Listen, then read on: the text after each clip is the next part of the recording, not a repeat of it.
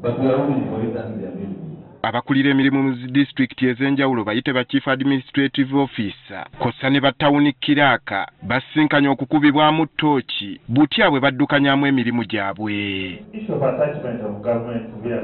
Akulira Ministry y'abakozi mu gavumenti Luce Nakyobe mu kwogerako gye bali yennyamidde olw'ensimbi enkumuliitu ezifulumira mu za lipoota entakera ezitakola mirimu gye ziteekeddwa kukola mu bitundu eby'enjawulo. You are custodian of the public resources. Every shilling that passes through your office must deliver value for money. The Auditor General report of the financial year 2023-2024 showed that nearly about 720 billion was mismanaged or unaccounted for across various local governments. Ategeezezza nga bwe balina okukimanya nti bo gwe musingi eggwanga kwe litambulira nga balina okulaba nti ebyo bye bakola bikwatagana n'ebiruubirirwa bya gavumenti. We are nation builders. Each school you supervise, each road you maintain, each project you complete is a contribution to the transformation of our country. Nakyobe wano wasinzidde n'abakalaatira okulekeraawo okwebulankanya ku mirimu gyabwe. Be accessible to both your staff and the communities you serve. Some of your offices people cannot reach there. A cow is so big, a city clerk is so big, a town clerk is so big. I would say that is losing it all.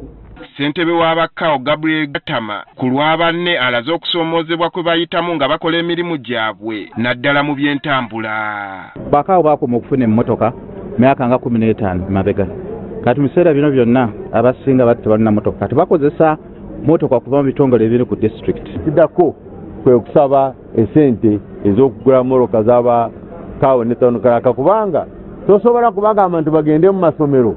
Bagende ku nguto kulaba engeri gye bazimba mu bridges bagende mu malwaliro nga batalina ntambula. Bano beemulugunyiza ne ku nsako yaabwe wadde nga balina essuubi ti ensonga eno yamaze okutunulwamu. Omusaala gwe tubadde tufuna buli mwezi gubadde wansi nnyo.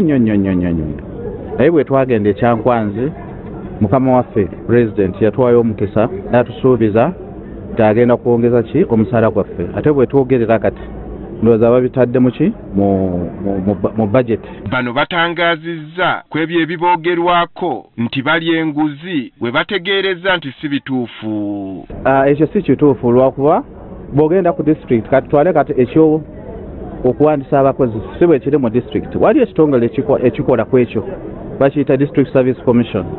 Kati kaawo omulimu gwe okulaba nti aweerezaayo emirimu egyetaagisa mu district. Y'omuwandiisi w'enkalakkalira mu Ministry ya gavumenti ez'ebitundu Ben Kumumanya abakalaatidde okulwanyisa obuli bw'enguzi mu bitundu byabwe n'okulondoola emirimu gya gavumenti. Tubadde tumanyi twaliwo ekizibu eky'okuggyako abantu enguzi abasaba emirimu.